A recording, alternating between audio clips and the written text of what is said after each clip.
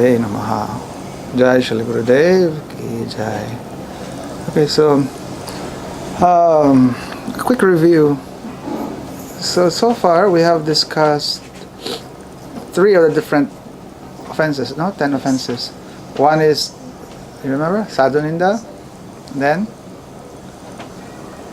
I can't remember the Sanskrit name. Devantari,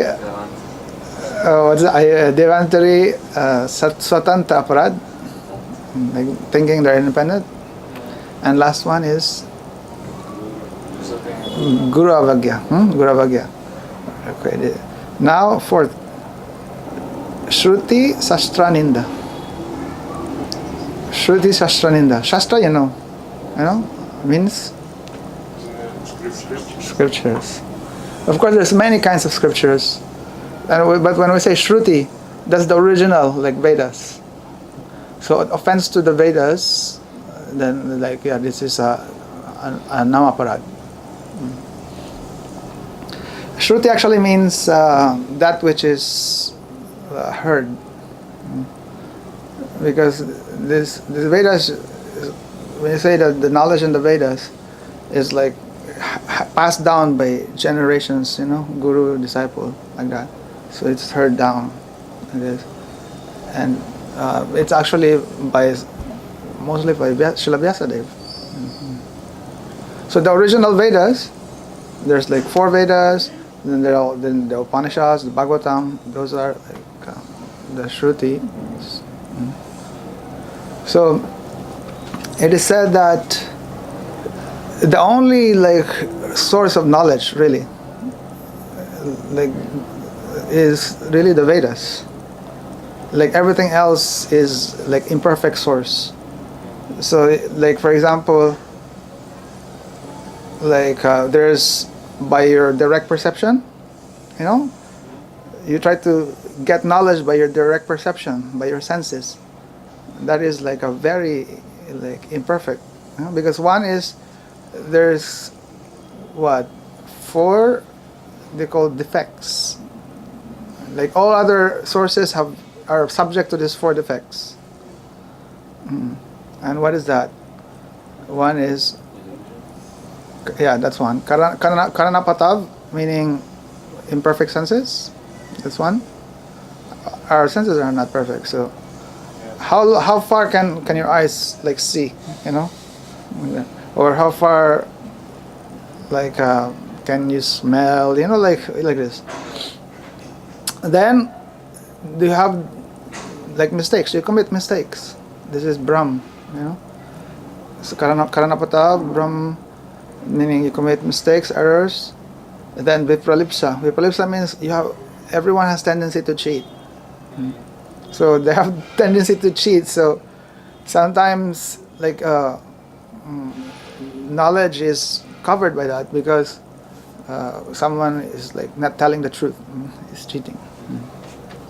Many of for example, the knowledge that we are taught in schools, a lot of that are from cheating also. They pretend we have gone to the moon and all these things, but really, Prabhupada said, they have never gone to the moon, like that. And now they're being proven actually. They see all this, proofs, how they. Anyway, that's a big discussion. We don't get into details with that, but yeah. So, tendency to cheat, and then what else? The last one is illusion. Yes, subject to illusion. So they are kind of related to each other, though.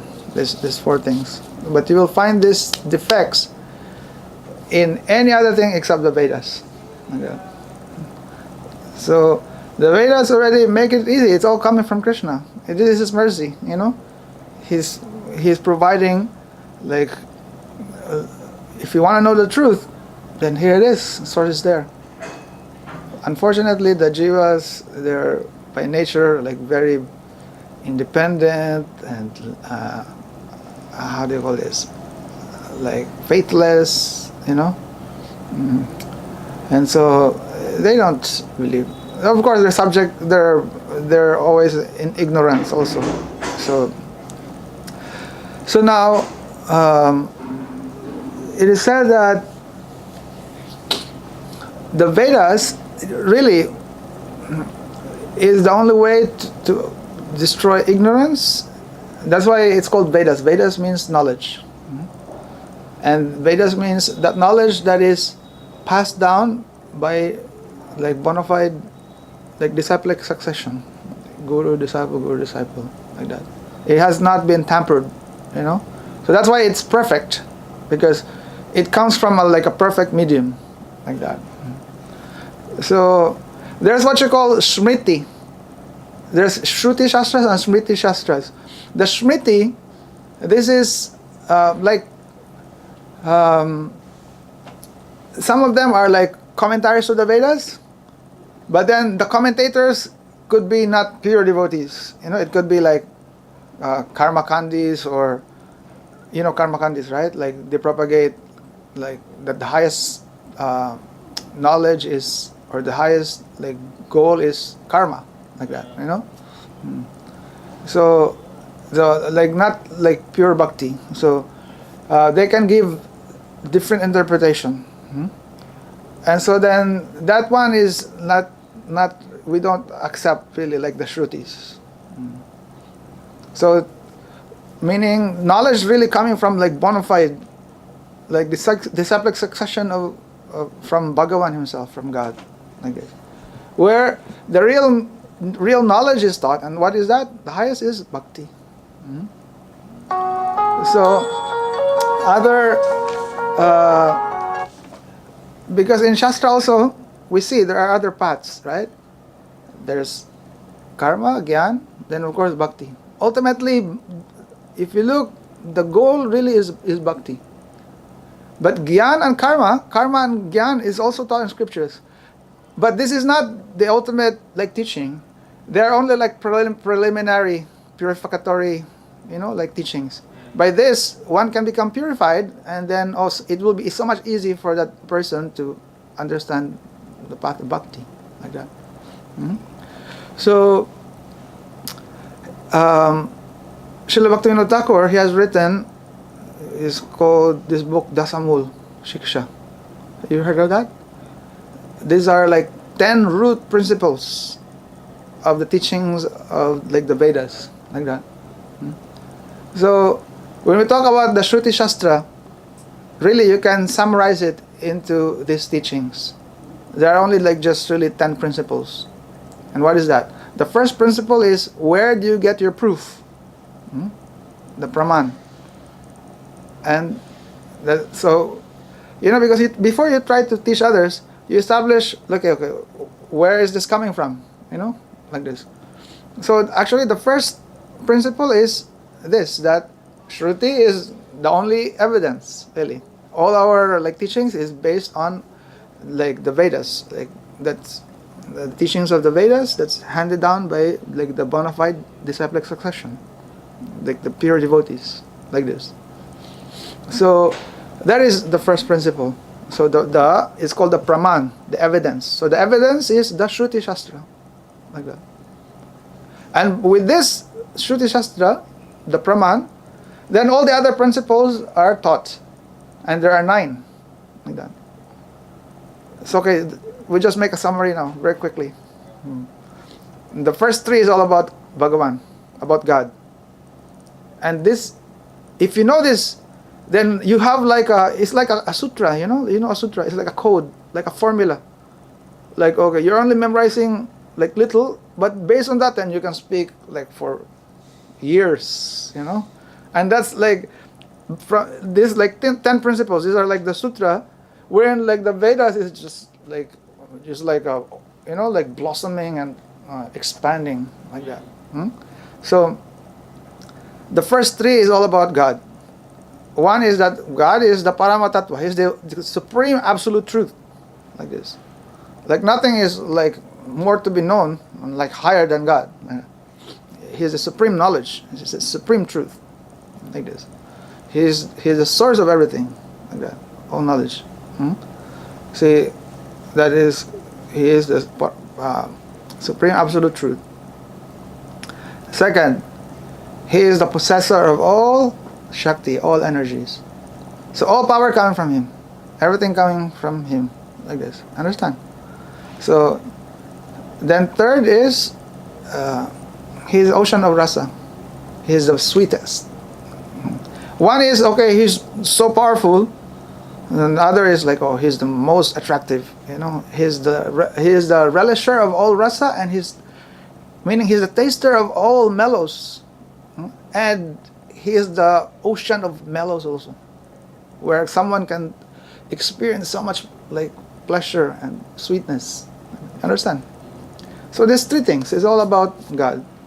That's the first three of the 9. Understand? There's 10, right? The first is the evidence. Then the 9 are all the principles taught by this evidence. So that's the first 3 is about God. The next 3 is about the jiva, about us. What is that? That we are part and parcel of God. We are like, actually, when you say part and parcel, we cannot be really separate from Him, you know. But we are like so many. It's called actually bibinangsa. We are separated part and parcel, like this. We are like individuals, but we are all separate, but at the same time one with God. You know, we're all coming from Him, like this. So bibinangsa tattva. That's us, the jiva. One. And second and third is the two kinds of categories of jivas. It's that there's the nitya, nitya siddha, and then there's the baddha, or they call it nitya baddha. You have to understand, when you say nitya means eternal. So when you say nitya siddha, they're eternally liberated, right? And when you say nitya baddha, it's like eternally what? Eternally bound, eternally conditioned. So what is this? So unfair. Well, like us, what are we? In what category do we belong? Now, this you have to understand. These are categories. When the jiva is in the material world, he is in that category, nitya baddha. Because also the material world is eternal. You understand? The material world is an energy of Krishna. His inferior energy. It's always there. And but the thing is, like, you know, its existence is temporary. It goes like the forms in this world is temporary in the sense that they don't have like permanent form. They go, you know, they have like creation and annihilation. But then that material energy is intact. It's always there. Understand? Spiritual world, there's not even time there because it's just like the eternal present. So there's the jivas they say they're already in that position that they're associates of God. They're actually jivas, or you actually cannot call them jivas. They're like parshads, you know, like associates. Some directly coming from like Baladev, from God Himself, there. But in our case, we're jivas coming from Mahavishnu. And we're not coming from there. There's the associates in actually living in Goloka Vrindavan, and they're eternal associates. But there's also the jivas who are like coming from Mahavishnu, that they are considered like tatashta. They are like in the middle world, middle point. Because the jivas here, by nature, we are eternal. We're supposed to be in the eternal world. But now we are in this, you know, this world of birth and death. And like everything is not eternal, you know, subject to death, like that. So that's why it's called tatashta. You're like caught in between. But that jiva, it doesn't mean that he's eternally bound. Well, as long as he's here, then he's in that category. But the moment he's connected to Swarup Shakti, it is said that then he can actually, when he begins to, like look towards back to God, because this is the only problem. The Tatastha Jiva has this choice actually. It's either he will serve God, or he be independent and try to be himself, attempt to be God, because this is the problem with the jivas. They want to be the enjoyer, like this. So like a little kid. A kid wants to play, always crying, "Father, I want to play," like this. Give me like iPad, like this. So then, okay, there's your iPad, like that. So it's the same as like we want to, you want to be the enjoyer. So God just, okay, there's material world, enjoy, try to enjoy. So just so you enjoy also, there's his Maya. Maya is so powerful. By Maya, then you think you're enjoying. You're eating stool. Those pigs are eating stool, and they think, oh, it's so nice, like this. You're looking at them like how they're enjoying, like that. That's the power of Maya. The same way, also humans, we think, oh, we're enjoying, but really, we're suffering, and that's because this is our desire. So we have this desire. So it's given to us. So like you're playing game, you die so many times. Like your video game, you die so many times, and again, like this, and you're going crazy. I'm dead again, like this, and starting like that.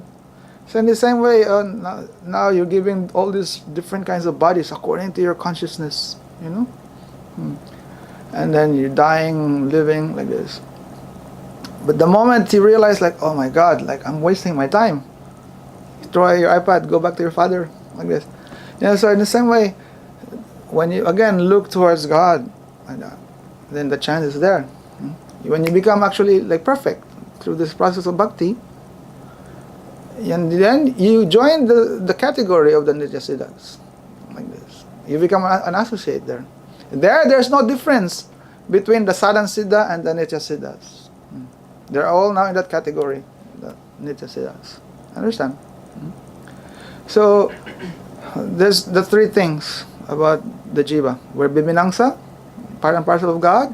One category of jiva is the eternally liberated jivas, and one is like the bound jivas, that's in the material world, like this. Then the seventh is what is the relationship? So it said achintya bhed abhed. Everything in this world is coming from God. They are all His energy, and they're all like separate and not separate, because really you cannot separate anything from Him, because everything comes from Him. But they have their individuality also, individual existence, so they're like separate. Understand?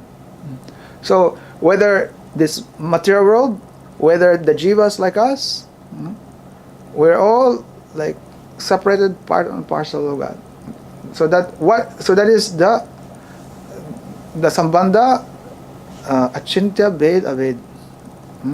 Achintya meaning by your own mind you cannot really understand this. And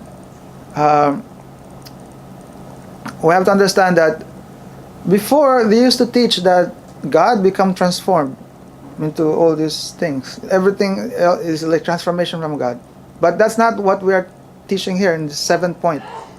The seventh principle is that God is never transformed. God is always as He is. He never becomes transformed.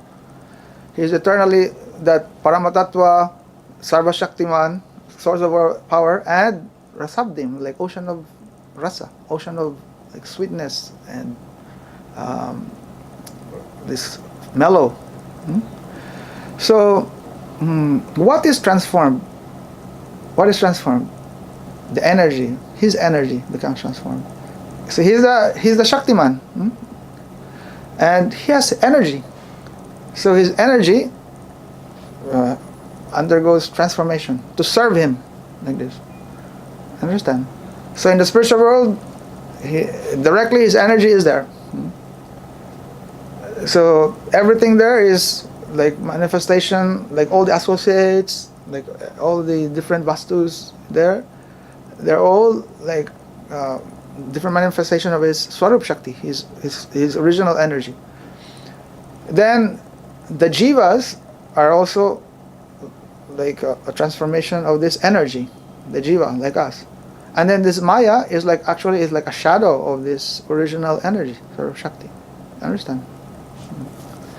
Now, okay, that's 7. Then the 8 is what is, so this 1 to 7 is all about Sambandhagyan. Sambandhagyan, you understand? Sambandhagyan means knowledge of relationship. Knowing who is God, who am I, what is this world, what is our relationship.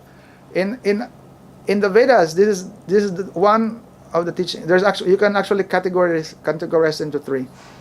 First is Sambandha, relationship.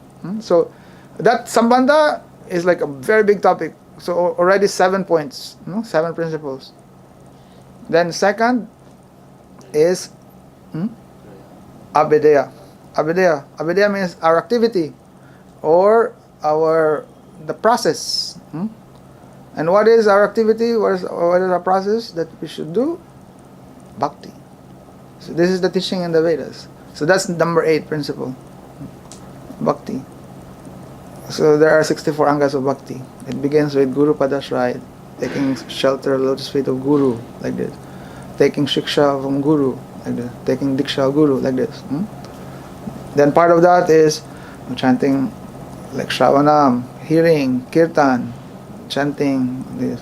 Smaranam, remembering. Understand? Okay. Now, last one, number 9. What is that? The goal, prayojan. Prayojan meaning goal. What is our goal? Krishna Prem. There's Prem, like this. So this bhakti, which is actually in the beginning is a sadhan stage, practicing. And that is, we've discussed before, from the stage of Shraddha, then by Sadhu Sangha, Bhajan Kriya, Anartha Nivritti, then Nishta, then after that Ruchi, Asakti, then Bhav. So sadhan to attain Bhav. So then there's sadhan bhakti, then there's Bhav bhakti. Then this Bhav bhakti, it will continue more. In Bhav bhakti, now you know your relationship, your eternal relation with Krishna. But then this has to develop more into Prem. And that's the goal, really. You have to attain Prema Bhakti. And Prema Bhakti meaning that pure love that is really in the original world, in the eternal world, like that. That we want to attain. That's a goal. So this is the teachings of the Vedas, really. This is the primary teaching. So we have to look, when you talk about the Shrutis, this is the primary teachings.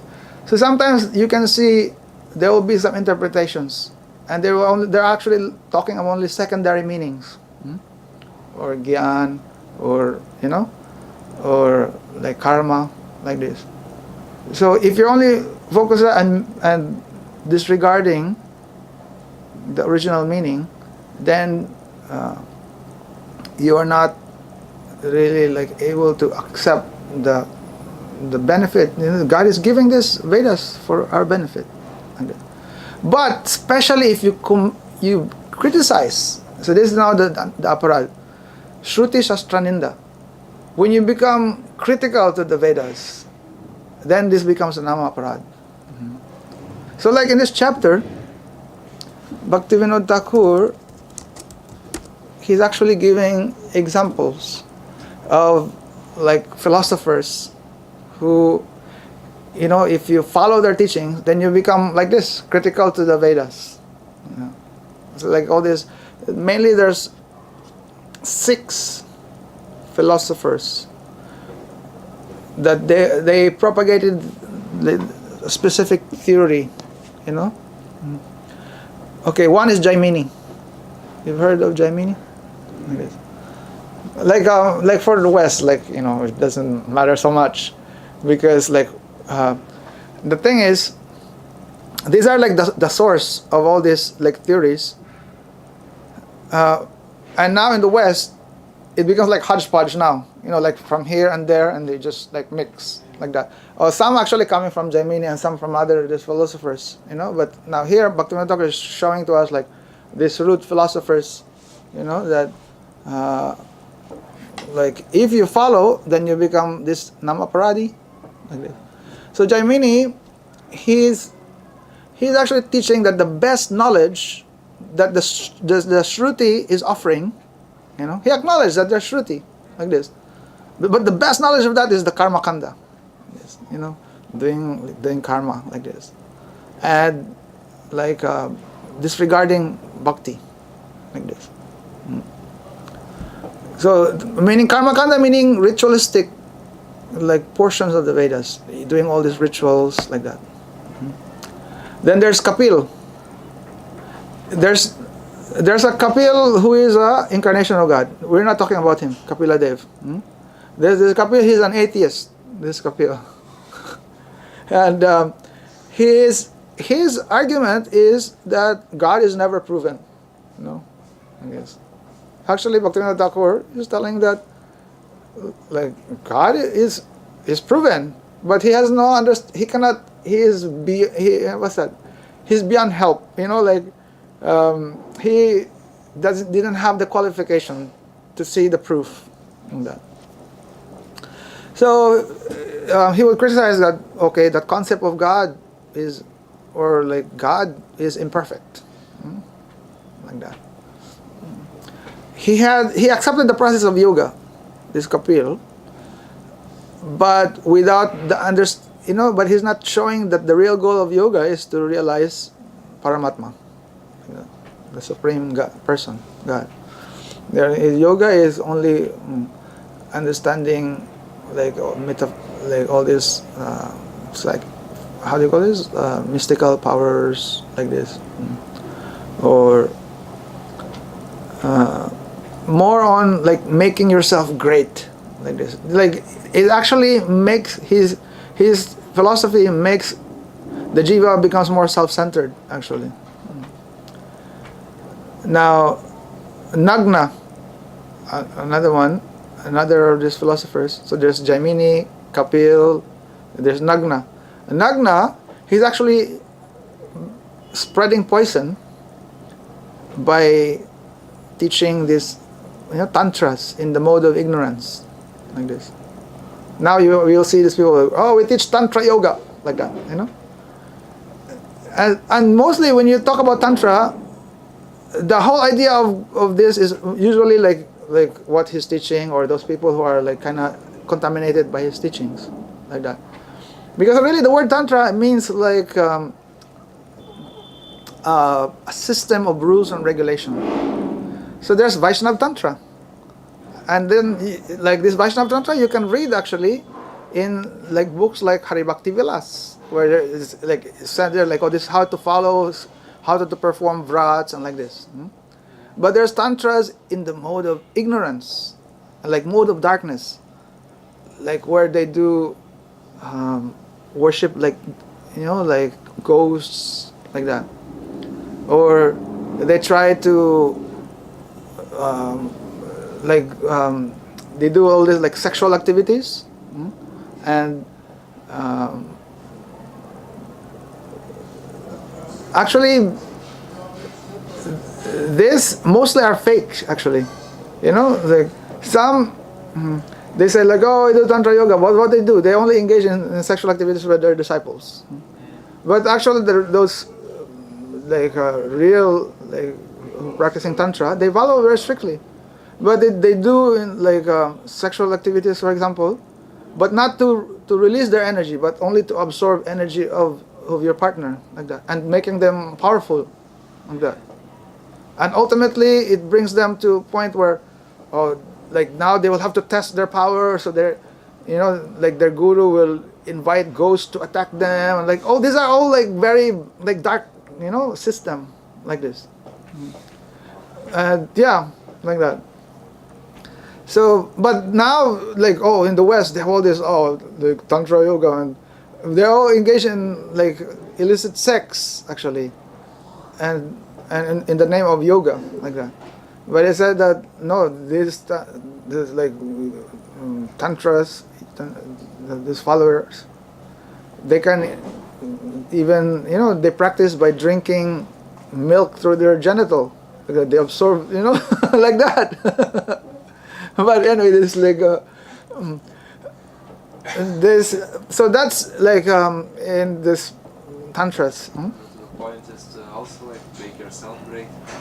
Yeah, they're all like mystical like process. Something to do with like because this is part of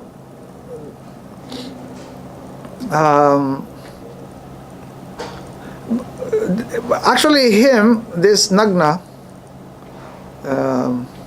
Actually, I can't tell so much really, because we're not really so interested with their philosophy.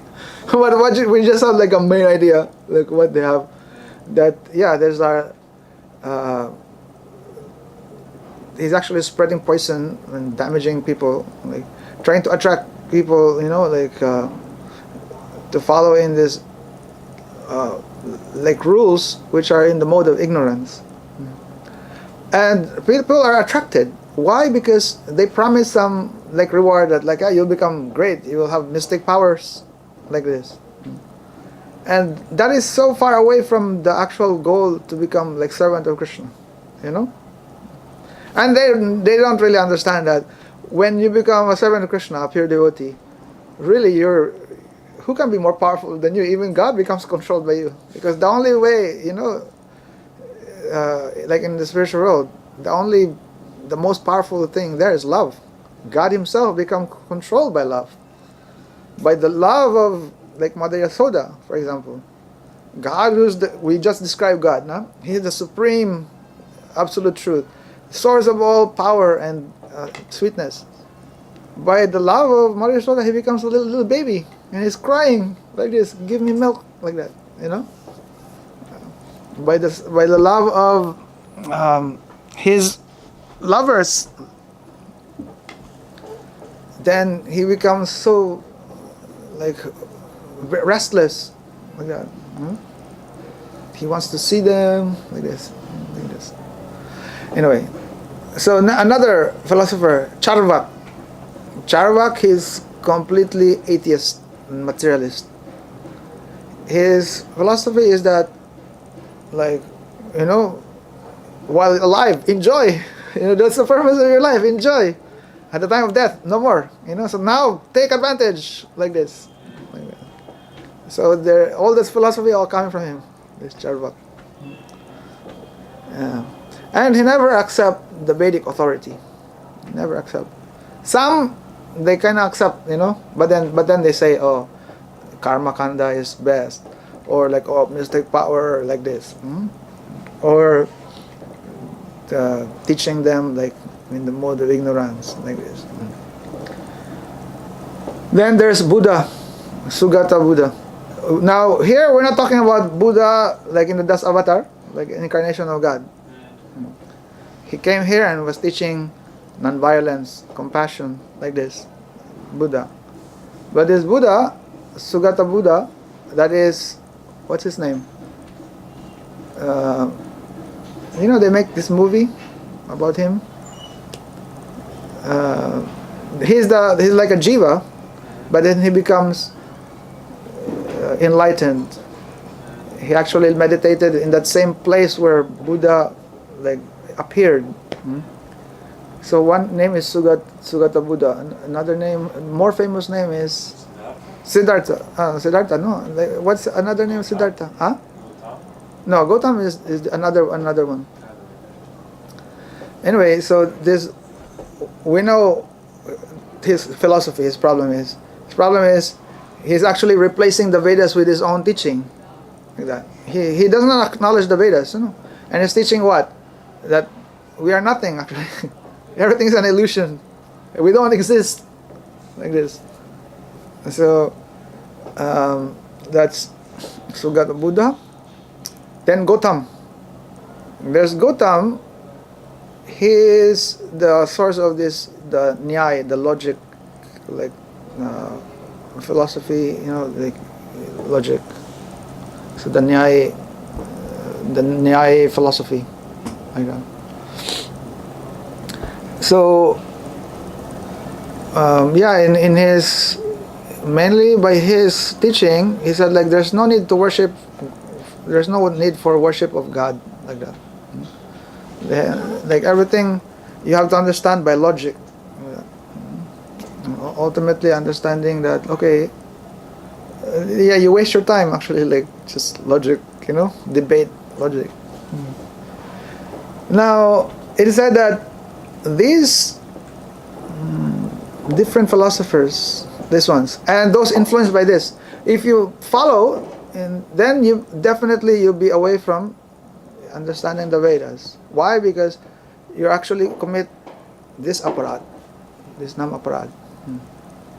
And one, aside from these 6, just as worse as this, or even worse, is the Mayavad philosophy.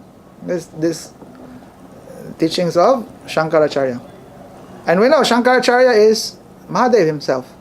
But as Shankaracharya, he came to cheat the atheists. Like this. And also, there's a purpose for that.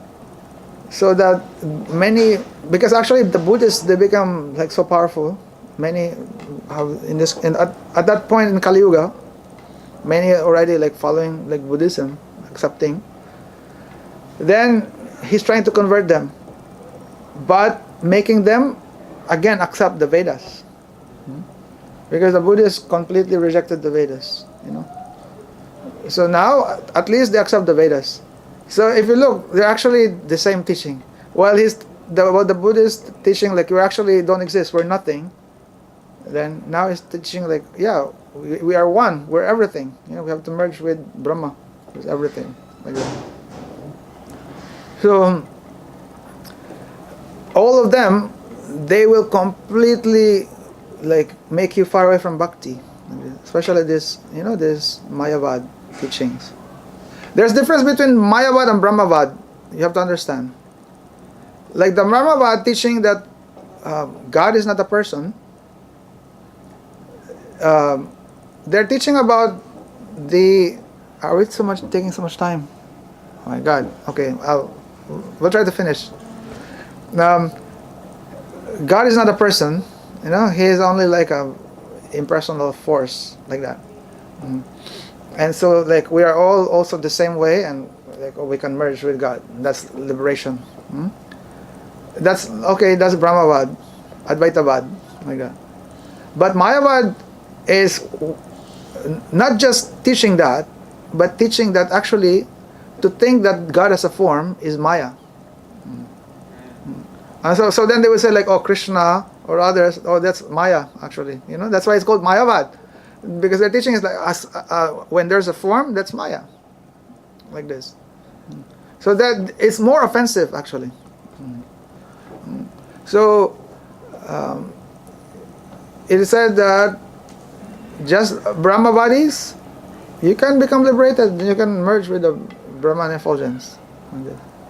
But Mayavadis, they don't go to the Brahman effulgence, they go to hell because of their offense. There's like said like that.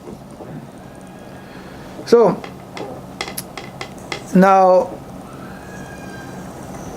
when we talk about the Shrutis, the Vedas, then we have to understand that okay, we have to be able to accept the Vedas, and the way to accept that is to accept the real teaching, which is bhakti. All these principles, the 10 principles, ultimately it will lead one to bhakti, right? The teachings of the Vedas. But if we only be diverted to a certain like secondary meaning or some interpretation of the Vedas by all these false philosophers, then even if you're chanting name like Mayavadis, then you're committing actually offense to the name, and you'll never come close. So he said that for those who are critical to the Vedas, to the Shrutis, then Maya engages them in sinful activities. That's the effect. And therefore we see now in this world, in Kali Yuga, the more this Kali Yuga goes deep, and the more people becomes critical of the Shastras, the Shrutis, then you can see them, the more they go away from the path of religion, and they go down really so much, like bad life, like sinful activities, meat eating, intoxication, gambling, illicit sex, like this. They go down, down, down, like that. That's the effect of the offense, like this. So it said that they become like subject to Maya's control. And it said that Maya is also energy of God. It's actually the shadow of the original energy of God. And that is her role. So it said here, like Haridas Thakur, when he explaining this, he was telling that Maya has two types of mercy. One is sincere mercy, wherein, she can give knowledge, by which, with that knowledge, you can have some type of bhakti, this Gyan Mishra Bhakti, some bhakti mixed with Gyan, which, like, hopefully it can lead towards pure bhakti. That is Maya's, like, one like mercy, which is called sincere mercy.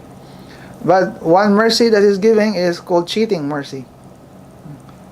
Like people think, he's so merciful, like they pray directly to Maya, to Kali, like that, and then they think like, she's so merciful to me, like that. But that is her cheating mercy. And what's that? They get temporary sense enjoyment, right? And by that they become more illusion, and the more they go down. So that is like cheating mercy.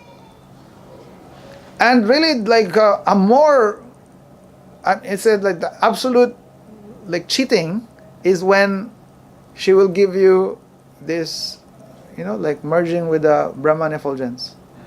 And at that point, the jiva becomes like annihilated, like, like completely no existence. Okay. We were talking before about Because it's like a spiritual suicide. That's for all the time or for one cycle, like of Brahman? It may not just be one cycle of Brahma. It can be like many cycles of Brahma, like that. At that point, like who knows when? Like there again, like that jiva's existence again becomes agitated, and he will again like have that like manifestation that he'll become come back to this world, like that. But without that, he will just be like, part of the Brahma effulgence, like nothing. At that point, you're so far away from tasting this like prem, the prem, that's what we want. Okay, now next. But Maya, because she's also a devotee of God, Harda said, as soon as she sees jiva like serving devotee, engaging in bhakti, then she will hand you over to the original, to her source, original, to Swarup Shakti, like that. So that is like ultimately like her blessing. So that's why, like for example, we see our Guru Varga. Sometimes they pray, like they can pray. You can also pray to Maya actually, but that prayer is only up to like understanding that you are the controller in the material world, So please, like please help me to go away from this world, to escape this world, like that, and hand me over to Yoga Maya, like that, like this. And so, going back, it said that those who have committed this type of offense, what is the way to be free from this offense? He said like, you just have to repent, and worship the scriptures. You can offer flowers and tulsi, like to the Srimad Bhagavatam, for example, like that, and ask forgiveness. And like easily this offense will be gone. Especially the Srimad Bhagavatam is considered the literary incarnation of God Himself. It's not different from God Himself, this Srimad Bhagavatam. So you can pray to the Bhagavatam, offer tulsi, and you'll be free from this offense. And then be very careful again, like as long as you associate with all these like philosophers, Mayavadis and all these atheistic philosophers, then it makes you become critical to what the Vedas are saying. Okay, so that is, but if you look, the main teaching really of the Vedas is bhakti, and we cannot deny that the Vedas is teaching this process of chanting the name. This is the Harinama, Harinama, Harinama eva kevalam. This is the only way in this time of Kali Yuga. The only way to realize God is chanting Harinama.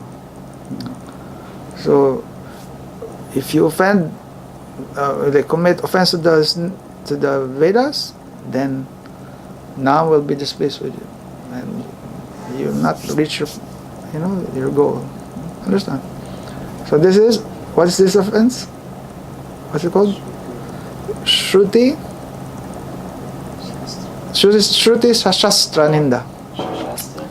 Yeah, Shastra means scripture, right? The Sruti Scriptures, the Vedas. Sruti Sastra Ninda. Ninda means criticize, criticism. Okay. Jai Shri Gurudev ki jai, Sri Haridas Thakur ki jai, Jai Sapasha Sri Mahaprabhu ki jai, Sri Harinama Cintamani ki jai, Bhaktivinoda Thakur ki jai, Gaur Premanande, Hari Hari Bol.